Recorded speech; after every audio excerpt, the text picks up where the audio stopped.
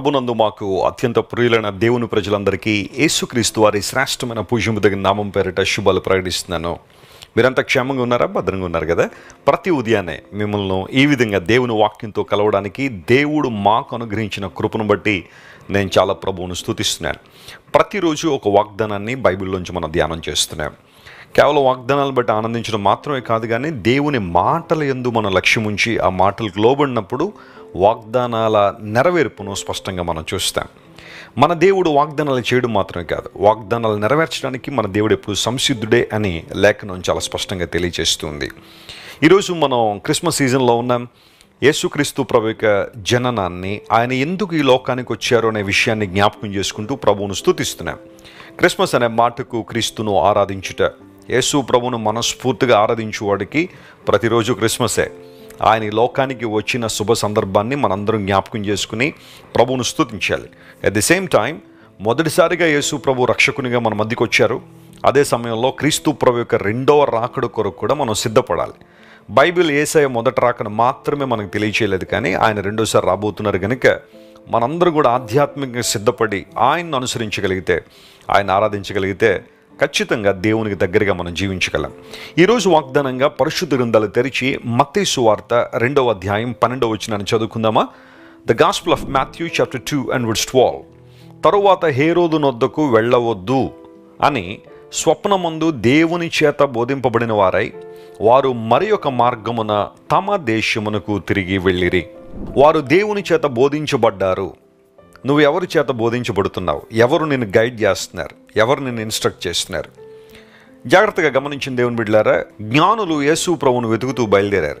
వారు సుదూర ప్రాంతాల నుండి బయలుదేరి వచ్చారని బైబిల్ గ్రంథంలో వారి గురించిన పెద్దగా డీటెయిల్స్ లేవు, కానీ చరిత్రలో గమనిస్తే వారు ఖచ్చితంగా దూర ప్రాంతాల నుండి వచ్చిన వారే. వారు కొన్ని ప్రాంతాలకు రాజులుగా కూడా ఉన్నారని కొంతమంది తెలియచేస్తున్నారు. వారు వస్తారు అని పాత నిబంధనలో ప్రవచనాలు కూడా ఉన్నాయి. ఎట్టకేలకు వారు ప్రయాణం చేసుకుంటూ వారు నక్షత్రాన్ని చూసి ఆ నక్షత్రం వారిని నడిపిస్తున్న విధానాన్ని జాగ్రత్తగా పరిశీలన చేసి సంపూర్ణంగా దేవుని చిత్తానికి మరియు దేవుని నడిపింపుకు లోబడి ఉంటే బాగుండేది.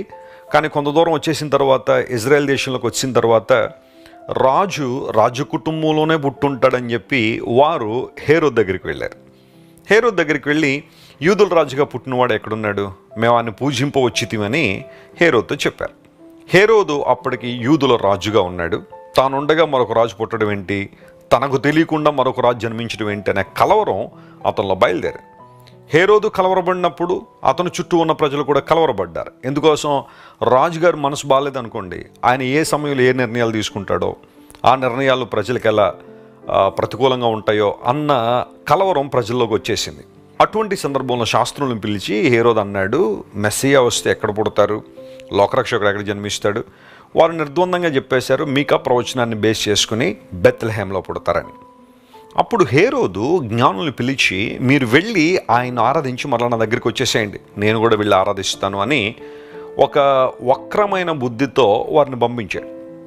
జ్ఞానులు యేసు ప్రభువును వెతుక్కుంటూ బెత్లెహేం రావడం, ఇంటిలోనికి వచ్చి యేసు ప్రభువును చూడడం, ఆ తర్వాత ఆయన ముందు సాగిలపడి ఆయన పూజించి తమ పెట్టెలు తెరిచి బంగారము, సాంబ్రాణి, బోళమును దేవునికి కానుకలుగా వారు సమర్పించారు.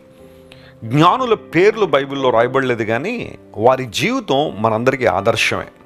ప్రభువును ఆరాధించడంలో, ఆయన పూజించడంలో వారు ముందున్నారు. యేసుక్రీస్తు ప్రభు ఆరాధనీయుడా? ఆయన మనం పూజించొచ్చా? ఆయన్ను మనం స్తుతించొచ్చా? ఆయన దేవుడా అని చాలామంది ప్రశ్నిస్తూ ఉంటారు. బైబిల్ అప్పుడు ఇప్పుడు ఎప్పుడు నిర్ద్వందంగా చెప్పే ఒక సత్యం ఏంటంటే, యేసు ప్రభు ఆరాధనీయుడు, ఆయన దేవుడు. ఆయన దేవుడై ఉండి మనిషిగా ఈ లోకానికి వచ్చారు. జ్ఞానులు యేసు ప్రభువు ముందు సాగిలపడి ఆయన్ను పూజించారు, ఆరాధించారు. అందును బట్టి యేసు ప్రభు ఆరాధనీయుడు అనే విషయాన్ని చాలా స్పష్టంగా మనం గమనించాలి. వారు తమ పెట్టెలు తెరిచి దేవునికి బహుమానాలు ఇచ్చారు. బంగారం యేసు ప్రభు దైవత్వానికి, ఆయన రాజరికానికి, సాంబ్రాణి ఆయన ఆరాధనీయుడు అనే విషయాన్ని తెలియజేస్తుందని, బోళము ఆయన మన కొరకు అనుభవించే శ్రమలకు సాదృశ్యం అని చాలాసార్లు మనం వింటున్నాం.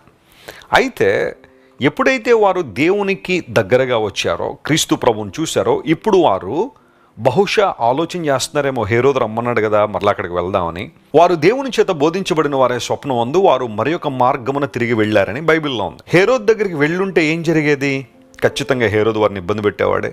ఎందుకంటే హేరోదు యొక్క మనస్సు మంచిది కాదు, అతని స్వభావం మంచిది కాదు.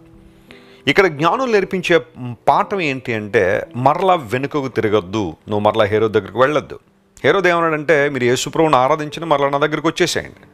ఈ రోజుల్లో కూడా సాతాను చాలామందిని అలాగే ప్రేరేపణ చేస్తున్నాడు. నువ్వు మందిరానికి వెళ్తావా, వెళ్ళు, పాటలు పాడతావా పాడు, ఆరాధన చేస్తావా చేయి, కానుకలు ఇస్తావా ఇవ్వు, కానీ మరలా నా దగ్గరికి వచ్చేసేయి. నువ్వు నాకు సంబంధించిన దానవు, నువ్వు నాకు సంబంధించిన వాడవు గనుక నన్ను వదిలి వెళ్ళొద్దు అన్నట్టుగా అపవాది చాలామందిని గుప్పెట్లో పెట్టేసుకున్నాడు. కానీ క్రీస్తు ప్రభు దగ్గరికి వచ్చిన తర్వాత నీ జీవితం మారింది, నీ బ్రతుకు మారింది, నీ దర్శనం మారింది, నీ గమ్యం మారింది. దేవుడు మరి ఒక మార్గాన వారిని తమ దేశములకు నడిపించాడు, గమ్యస్థానాలకు వారు చేరుకున్నారు. ఇక్కడ గమనించాల్సిన విషయం ఏంటంటే, దేవుడు నిన్ను గమ్యస్థానానికి నడిపించేవాడు. ఏ దర్శనం అయితే దేవుడు నిన్ను పిలిచాడో, ఏ లక్ష్యాన్ని నువ్వు కలిగి ఉన్నావో, ఏ బహుమానం పొందడానికి నువ్వు పోరాడుతున్నావో లేదా పరిగెత్తుతున్నావో, దేవుడు ఆ దర్శనాన్ని నెరవేర్చువాడు, ఆయన బోధించాడు అని బైబిల్లో రాయబడి. దేవుడు వారికి తన మార్గమును ఉపదేశించాడు. కీర్తనకారుడు ఒక సందర్భంలో అంటాడు, ప్రభువా నీ మార్గము నాకు బోధించుము, నేను నీ సత్యాన్ని అనుసరించి నడుస్తాను అన్నాడు. దేవుని మార్గము మనకెప్పుడు శ్రేయస్కరమే, ఎప్పుడూ ప్రయోజనకరమే. Praise the lord. ఆయన మార్గములో నడిచి నష్టపోయిన వాళ్ళు ఎవరైనా ఉన్నారా? ఆయన మార్గములో నడిచి ఫెయిల్ అయిపోయిన వాళ్ళు ఎవరైనా ఉన్నారా? ఖచ్చితంగా లేరు. దేవుడు తన ప్రణాళికల కోసం, తన ఉద్దేశాల కోసం నువ్వు వాడుకుంటారు కనుక ఆయన చిత్తాన్ని నువ్వు నెరవేర్చగలిగితే అద్భుతాలు చూస్తావు, ఆశ్చర్యకారులు ప్రభు నీ జీవితం జరిగిస్తాడు. ఈ వాగ్దానాన్ని క్లెయిమ్ చేసుకుని ప్రభువును స్తుతించండి. ప్రభువు నీకు బోధించువాడు, ఆయన నడిపించువాడు, నీకు ఆలోచన చెప్పువాడు కనుక ఆయన మాటకు నువ్వు లోబడగలిగితే ఆశీర్వాదాన్ని చూస్తావు. కళ్ళు మూసుకొని ప్రార్థన చేసుకుందాం. ప్రేమగల తండ్రి, ఈరోజు మీరు మాకు ఇచ్చిన వాగ్దానాన్ని బట్టి నీకు స్తోత్రాలు. నీ చేత మేము బోధించబడినప్పుడు మమ్మల్ని మరి ఒక మార్గములో గమ్యానికి నడిపించే దేవుడు గనుక నీకు స్తోత్రాలయ్యా. నీ ప్రేమ ఎంత గొప్పది. ఆనాడు జ్ఞానులు మరలా హేరోదు దగ్గరకు వెళ్లకుండా వారిని అడ్డుకున్నావు, అందును బట్టి నీకు స్తోత్రాలు. మా ప్రియులు ఎంతమంది అయితే నాయన విడిచి వచ్చిన పాప జీవితానికి మరలా అలవాటు పడుతున్నారో వారందరి మీద ముట్టండి నాయన, నీ మార్గంలో వారు కొనసాగినట్లుగా సహాయం చేయండి. ఎవరైతే అనారోగ్యాలతో ఉన్నారో స్వస్థపరచండి నాయన, ఫెయిల్యూర్లో ఉన్నారో వారికి విజయాన్ని ఇవ్వండి. నీ చిత్తాన్ని వారి జీవితం నెరవేర్చి సంపూర్ణమైన బహుమానం ప్రతి ఒక్కరికి మీరు దయచేయమని కోరుకుంటూ యేసుక్రీస్తు ప్రభువారి అత్యున్నతమైన నామం పేరిట అడిగి వేడుకొనిచున్నాం తండ్రి. Amen, amen. God bless you dear friends. Have a wonderful day. Christ worship centre ఓ బలమైన సంఘ ఉజ్జీవం. కొన్ని సంవత్సరాల క్రితం కేవలం 2 ప్రారంభించబడిన పరిచర్య నేడు ప్రపంచవ్యాప్తంగా లక్షలాది మందిని ప్రభావితం చేయుచున్నది. రాజమండ్రి, సికింద్రాబాద్, బెంగళూరు, చెన్నై, నెల్లూరు, దుబాయ్, బెహ్రైన్, కరీంనగర్, విశాఖపట్నం, గద్వాల్, కొవ్వూరు, మలకపల్లి, శ్రీలంక, భూటాన్, అడ్డతీగల, పాలమూరు, ఒంగోలు, బళ్ళారి, కోరుకొండ, పోతవరం, నల్లజర్ల, వెంకటరామయ్యగూడెం, మచిలీపట్నం, ఇందిరానగర్లతో పాటు అనేక గ్రామాల్లో క్రైస్ట్ వర్షిప్ సెంటర్ ఆరాధనలు జరుగుచున్నవి. వాక్య సంబంధమైన ఉజ్జీవంలో, పరిశుద్ధాత్మ సంరక్షణలో కొనసాగాలనుకునే ప్రతి ఒక్కరికి మా ప్రేమపూర్వక ఆహ్వానాన్ని అందిస్తున్నాము. రండి, ఆత్మతో సత్యముతో ప్రభువైన యేసుక్రీస్తును ఆరాధిద్దాం. మీరు ఇంతవరకు విన్న దైవ సందేశం మరియు దేవుని సేవకులు చేసిన ప్రార్థన మీకు ఆశీర్వాదకరముగా ఉన్నదని విశ్వసించుచున్నాము. ఈ సందేశాన్ని మీ స్నేహితులకు, బంధువులకు షేర్ చేయండి. మీకు ఏదైనా ప్రార్థన అవసరత ఉన్నచో మా ఫోన్ నంబర్లకు కాల్ చేయండి. దేవుడు మిమ్మల్ని ప్రేరేపిస్తే విశ్వాసంతో సాగుచున్న ఈ పరిచర్యను ప్రోత్సహించండి.